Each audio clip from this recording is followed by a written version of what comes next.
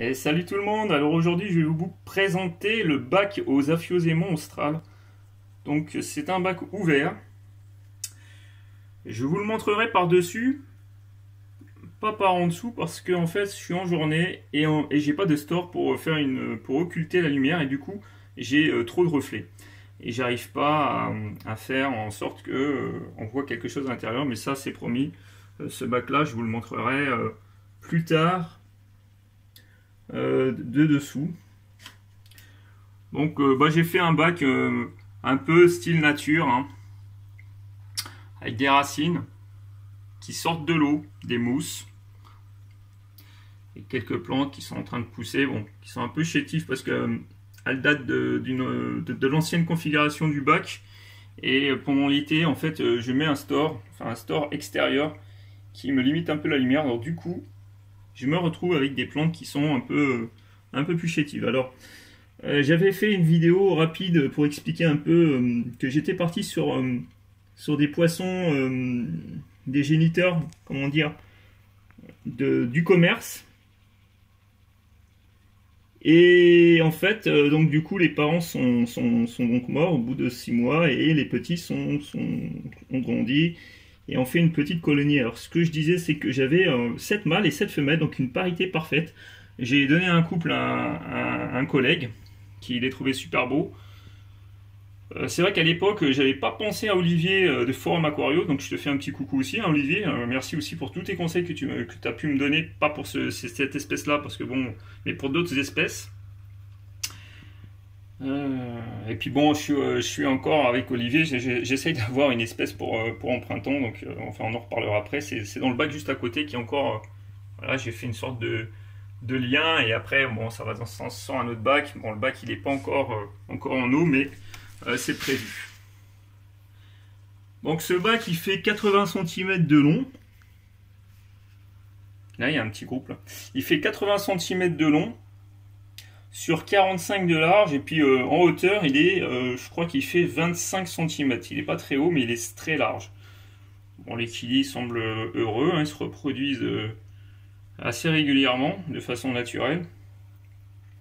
Là il n'y a pas de lumière, mais là c'est juste le spot de l'autre, la lumière de la pièce, mais je l'allume jamais en fait. Ils ont que la lumière naturelle. Il n'y a pas de filtration, il y a un petit chauffage qui permet de maintenir la température à 21 degrés. Bon, c'est vrai qu'en été ça monte un peu plus, ça peut monter à 28 degrés. Mais voilà, donc du coup il n'y a pas de souci, hein. J'ai pas eu de mortalité à 28 degrés avec les affiosémons australes. Hein. Alors bon, c'est assez mouvementé parce qu'il y a beaucoup de mâles et il y a beaucoup de femelles. Bah, comme j'avais dit, parité, hein, 7 mâles, 7 femelles, 14 poissons. J'en donne, là j'en ai donné la dernière fois, je lui ai dit, à un couple, à un collègue. Je lui ai fait son bac d'ailleurs. On a fait un peu la même configuration. Et en fait, j'ai fait voilà, un labyrinthe, en surface, un labyrinthe de racines. Avec une toute petite plage, bon je sais qu'ils y vont pas dessus, mais avec une petite plage de sable ici, et de la mousse qui sort. Alors j'y ai mis des colomboles. J'ai mis des colomboles dans les mousses, et des fois quand je fais mon changement d'eau ou quand je rajoute de l'eau, je rince toujours un petit peu les mousses et les colomboles tombent, et ça leur fait aussi une partie nourriture naturelle et vivante. Là justement il y en a là en surface, ils sont en train de les chercher. Parce que j'ai rempli un petit peu... j'ai re-rempli le bac. En fait, je laisse le bac se descendre en niveau et arriver à la moitié du bac, je le re-remplis. Ça a l'air de leur convenir. Non, ça fait des reflets, donc c'est pas la peine.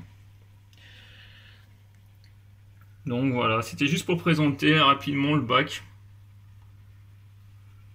Aucun système de filtration, hein, rien du tout. Hein. Voilà, j'essaye de monter un petit peu. Et puis voilà, c'est juste voilà, la petite première présentation du bac des affiosémons, un bac austral.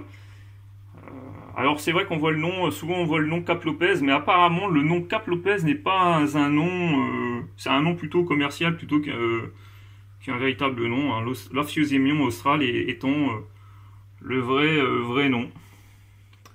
Si Olivier passe par mon poste, il pourra confirmer ou pas.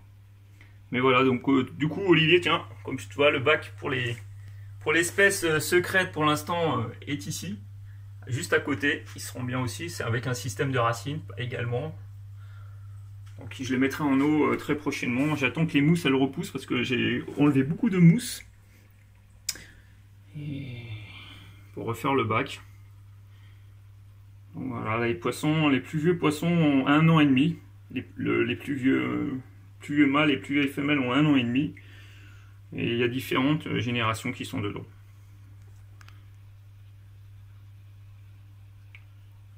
Moi j'aime bien, je trouve ça plutôt sympa, c'est plutôt naturel. Je trouvais ça plutôt cool pour les kilis. Et puis les autres espèces à côté, bon bah ils auront à peu près la même configuration. Le bac est moins large et un peu plus haut, mais bon. Ah, ils se battent là. Il y a des fois il y a des mâles qui se battent ou mais souvent ils se font des parades. Puis ils ont de quoi se planquer. Hein. Il n'y a pas des mâles avec les nageoires arrachées et tout ça. C'est plutôt de la parade et chacun va dans son coin. Là c'est un petit mâle qui est juste là dans le coin, qui est né il n'y a pas si longtemps que ça. Là aussi c'est pareil, c'est un deuxième petit mâle. Il y a des fois des alevins aussi régulièrement. Donc voilà, c'était juste une petite présentation du bac que vous n'avez pas encore vu parce qu'il y a encore d'autres bacs. Mais ça c'était première présentation des Aphiosémons australes. C'est le poisson que je trouve vraiment sympa. Bon, c'est vrai que une forme sauvage aurait été plus sympa, mais c'est vrai que j'avais complètement oublié Olivier. Bon, ça c'est la forme orange. Hein. Elle est très jolie aussi. Là, ils prennent les colomboles qui sont tombés dans l'eau. Enfin, en surface, qui sont dans la surface de l'eau. Ils aiment bien aussi manger ça. Sinon, c'est du granulé, que je leur donne souvent du granulé. De temps en temps, du vivant, comme des larves de moustiques noirs.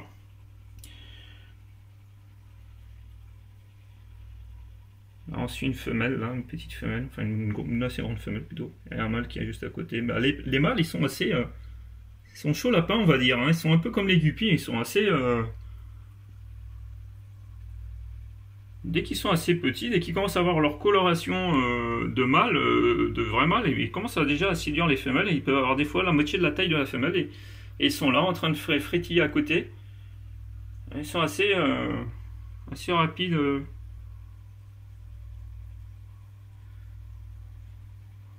Ils aiment bien se mettre dans les racines en fait, ils adorent ça. Bon bah voilà, ça c'est une vidéo qui touche à sa fin hein, pour les Aphiosémons, mais si ça vous plaît, bah, en tout cas je ferai un suivi du bac. J'essayerai de filmer quand c'est sombre à l'extérieur, comme ça on aura, en mettant la lumière là, ici, la petite lumière qui est là, en fait c'est juste une lumière ici.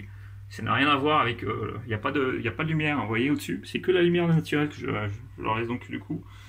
Mais ouais, là je pense que je vais faire une vidéo de l'intérieur, ce sera plus simple. Et plus sympa pour vous de voir l'intérieur du bac. Voilà, bah écoutez, merci d'avoir regardé, surtout prenez soin de vous. Allez, salut, merci à vous.